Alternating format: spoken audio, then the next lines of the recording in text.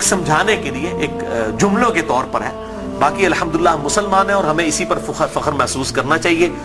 اللہ تعالیٰ نے ہمیں مسلم پیدا فرمایا ہے, وَسَمَّاكُمُ الْمُسْلِمِينَ, اس نے نام بھی ہمارا مسلمان رکھا ہے, ہمیں اسی پہ فخر محسوس کرنا چاہیے. باقی جو یہ فکر کی بات ہوتی ہے, اگر اصحاب الحدیث یا اہل السنہ کی فکر محدثین نے استعمال کی تو یہ فکر کے طور پر تھا. کبھی یہ مسجدوں کے باہر اس طریقے سے تفریق نہیں کی جاتی تھی جس طرح آج کل ہو چکی ہے, اور آج کل بھی ہر جگہ نہیں ہے.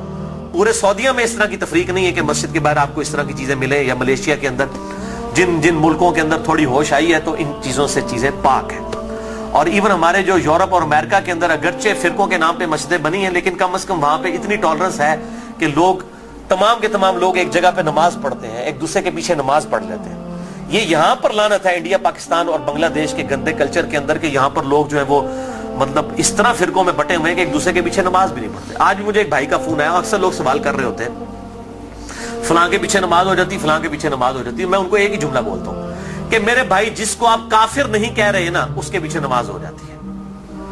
آپ نے اگر یہ اناؤنسمنٹ کرنی ہے کہ اس کے پیچھے نماز نہیں ہوتی, تو اس کو پہلے کافر ڈکلیئر کریں گے.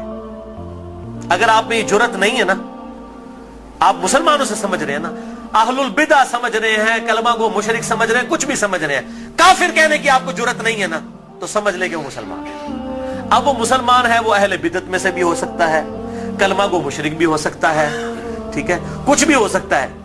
جب تک وہ کافر نہیں ہے اس کے پیچھے نماز درست ہے. یہ ہے بالکل موٹا سا فارمولہ.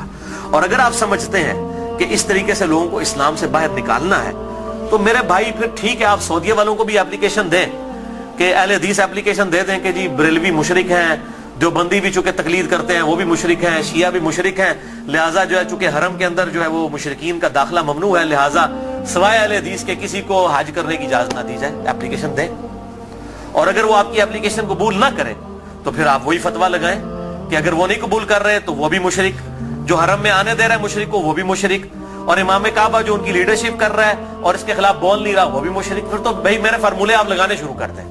اصل میں سب کو یہ بات پتہ ہے, یہ تقریروں میں جوش میں آ کے کتابوں میں اس طریقے سے جوش میں چیزیں لکھ دیتے ہیں. پتہ ان کو بھی ہے کہ اسلام سے نہیں نکالا جا سکتا. جن کو اسلام سے نکالنا تھا نا, امت نے اتفاق کر کے ان کو اسلام سے نکال دیا ہے, وہ ہے قادیانی. ان کے بارے میں سب نے اتفاق کیا ہوا ہے. اگر کوئی قادیانیوں کے علاوہ کسی مسلمان کے فرقے کو جو انڈیا پاکستان بنگلہ دیش میں پایا جاتا ہے کافر سمجھتا ہے, تو بھائی اپلیکیشن پٹ کرے, آپ دیکھیں ذرا پھر ان کے ساتھ ہوتی کیا ہے. اہل حدیث کے خلاف پٹ کریں گے نا, وہ ساروں کے بابوں کا چٹا بٹا کھول دیں گے. آپ بریلویوں کے خلاف پٹ کریں گے, بریلوی اہل حدیث دیوبند شیعہ کے بابوں کا چٹا بٹا کھول دیں گے. شیعہ کے خلاف پٹ کریں گے نا, وہ ان کے سارے بابوں کو ننگا کر دیں گے. دیوبندیوں کے خلاف بات کریں گے, وہ ان کے بابوں کو ننگا کر دیں گے. کیوں کہ سب کے پاس تھوک کے حساب سے ایک دوسرے کے خلاف گمراہ کن نظریات جو ہے نا کتابوں کے اندر موجود ہیں. ٹھیک ہے, یہ اتنا سیدھا معاملہ نہیں ہے اس کو جس طریقے سے سمجھا جاتا ہے.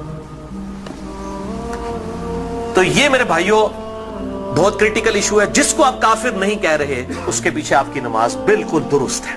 یا جرت کریں کافر کہنے کی, پھر اگلی بات کریں. اگر آپ یہ جرت نہیں کر رہے تو یقیناً آپ مسلمان سمجھ رہے ہیں, ایک دوسرے کے پیچھے نمازیں بھی پڑھتے ہیں, پڑھیں, ایک دوسرے کے ساتھ نکاح بھی کریں, ایک دوسرے کے ساتھ معاملات بھی کریں, علمی طریقے سے ایک دوسرے کے ساتھ معاملات کو آگے لے کے چلیں. باقی تو حالت یہ ہو چکی ہے میرے بھائی کہ یہاں تو ایک فرقے کے جو لوگ ہیں ان میں کتنی پارٹی بازی ہیں.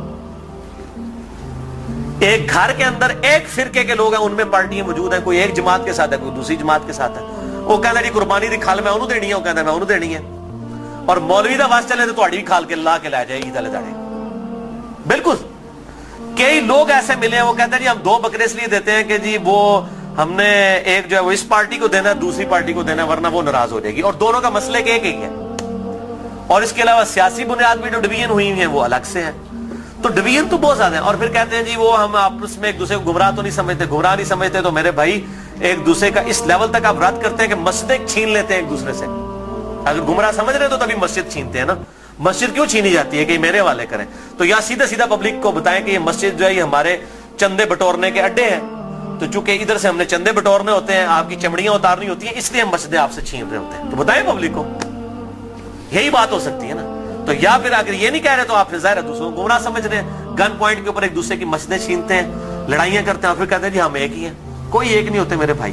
دیوبند کا مماتی گروہ, حیاتی گروہ, اتنے ایکسٹریم اختلافات ہیں آپ سوچ بھی نہیں سکتے. بریلویوں کے اندر آپ آ جائیں, دعوت اسلامی کو دیکھ لیں اور ڈاکٹر طاہر القادری صاحب اور سیفیوں کی پارٹی زمین کے آسمان کی اختلافات ہے. اہل حدیث کے اندر آپ آ جائیں, وہاں پہ جماعت الدعوہ کو دیکھ لیں, جمعیت اہل حدیث کو دیکھ لیں, زمین آسمان کی اختلافات ہے. میں تے مطلب جو کہتے ہیں نا کہ پنجابی محاورہ دائیاں کو نہیں ٹیڈ چھپے ہوتے ہیں, میں تو سارے نہ رہا, مجھے تو پتہ ہے ان کی سب کی کیا صورتحال ہے. چندوں کی بنیاد کے اوپر لڑائیاں ہوتی ہیں اور بعض اوقات جو ہے وہ اسلحہ تک نکال لیا جاتا ہے, مسجدوں کے اوپر قبضہ کر لیا جاتا ہے, مسجدیں بند ہو جاتی ہیں. ہمارے خود اسلام آباد میں ایک اہل حدیث کی مسجد 1 سال تک بند رہی ہے صرف 2 پارٹیوں کے جھگڑے کی وجہ سے, اور پھر الٹیمیٹلی جو ہے وہ بڑی مشکل کے ساتھ ایشو جو ہے وہ ریزالو ہوا. اور اس حد تک ہو گئی کہ امام مسجد کو دھمکی لگائی جاتی تھی, اگر تو نے ادھر جا کے امامت کرائی نا تو تیری لتاں باندھ دیں گے, اس لیول تک. اور اس مسجد کے دائیں طرف ایک پارٹی نے خیمہ لگایا, بائیں طرف ایک پارٹی نے خیمہ لگایا, دونوں جو ہے وہ نمازیں پڑھا رہے ہیں اور دونوں نے اب سپیکر لگائے ہوئے ہیں اور ایک دوسرے کی طرف روک کیے ہوئے ہیں, نمازی اندر 4-5 ہیں. یہ حالت ہے مولویوں کی. تو میں یہ سمجھتا ہوں کہ اسلام کے خلاف سب سے بڑی سازش جو ہے نا یہ علماء ہے. اور یہ بات میری بری نہ مانیے گا, سورہ الاعراف کے اندر اللہ تعالیٰ نے آیت نمبر 175 آنورڈ اگر آپ پڑھنا شروع کریں گے تو اللہ تبارک و تعالیٰ نے علماء سو کی مثال جو ہے کتے کی سی دی ہے. اللہ تعالیٰ ماتا ہے جو علماء, بلعام بن باورا ایک بہت بڑا عالم تھا یہودی, اس کی مثال اللہ تعالیٰ نے دی ہے کہ اس کی مثال کتے کی سی ہے کہ اس کو کوئی چیز ملتی ہے تب بھی یہ زبان ہانپتا رہتا ہے, نہ ملے تب بھی ہانپتا رہتا ہے, کہ وہ لالچی ہے نا. یعنی کتے کا کام یہ ہے کہ وہ لالچ میں زبان باہر نکال کے رکھے, چاہے پیٹ بھرا ہوا ہو یا نہ ہو. علماء کی مثال اللہ تعالیٰ نے کتے کی دی ہے قرآن حکیم کے اندر. آپ اندازہ کریں کتنی سخت مثال ہے. ہم بھی یہ بات کرتے ہیں, پنجابی ایک محاورہ ہے کتی چورانا رلی ہے, سنے ہیں نا. یعنی چور سے بچانے کے لیے, گھر کی حفاظت کے لیے کتا رکھا جاتا ہے. جب کتا ہی چوروں کو بتانا شروع کر دے کہ فلاں قیمتی مال فلاں جگہ پہ اس کو لوٹ لو, تو اس کو پنجابی میں کہا جاتا ہے کتی چورانا رل گئی ہے. یعنی کتا جو ہے وہ الٹا چوروں کے ساتھ مل گیا. ہمارے علماء کی بھی مثال یہی ہے, وہ علماء جو اپنی پبلک کو یہ کہہ رہے ہیں قرآن و سنت ڈائریکٹ نہ پڑھنا گمراہ ہو جاؤ گے. تو یہ اس سے بڑی کیا دشمنی ہے. ہم غیر مسلم کو کیسے قرآن پیش کریں گے اگر ہم اپنے مسلمان بھائی کو یہ کہہ رہے ہیں قرآن ڈائریکٹ نہ پڑھنا گمراہ ہو جاؤ گے. کیوں کہہ رہے ہوتے ہیں؟ کیونکہ ان کو پتہ ہے قرآن میں وہ کچھ لکھا ہے جو ہمارے عقیدوں اور ہمارے بابوں کے عقیدوں کے خلاف ہے. اگر یہ بات کریں گے تو گمراہ ہی ہوگا نا. تو یہ جو پٹی پڑھا رہے ہیں, مجھے پتہ ہے اس سے بڑے اسلام کے دشمن کون ہیں. اب آپ ان کی پگڑیوں سے, داڑیوں سے, تسبیحوں سے, ان کی شکلوں سے دھوکہ نہ کھائیں. اسلام کے بہت بڑے دشمن ہیں یہ لوگ. اللہ تعالیٰ ان کے شر سے محفوظ فرمائے. تو بات کہاں سے کہاں نکل گئی. اللہ تعالیٰ فرماتا ہے ہم نے ماں باپ, ان کو ماں اور بیٹے دونوں کو جہان والوں کے لیے بہت بڑی نشانی بنایا تھا.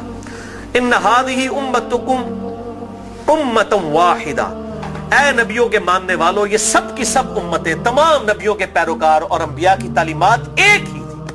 وَأَنَا رَبُّكُمْ فَاعْبُدُونَ, اور میں تمہارا رب ہوں پس میری ہی عبادت کرو.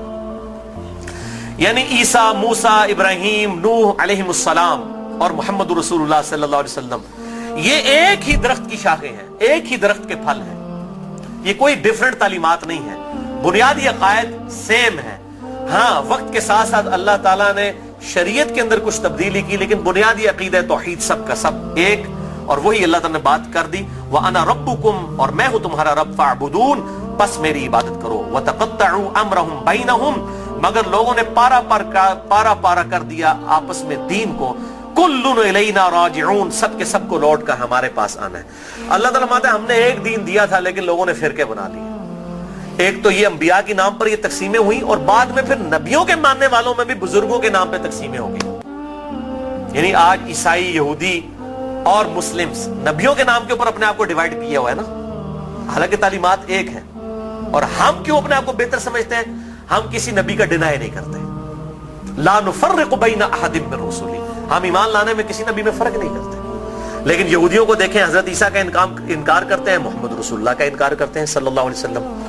عیسائیوں کو دیکھیں, حضرت موسیٰ کو بھی مان رہے ہیں, حضرت عیسیٰ کو بھی مان رہے ہیں, ہمارے نبی کا انکار کر رہے ہیں. تو انہوں نے اپنی پگڈنڈی الگ کر لی ہے. اور ہمیں کیا تعلیم دی گئی کہ ہم عیسیٰ علیہ السلام کو بھی ویسا ہی پیغمبر مانتے ہیں جس طرح کہ اپنے محبوب صلی اللہ علیہ وسلم کو مانتے ہیں.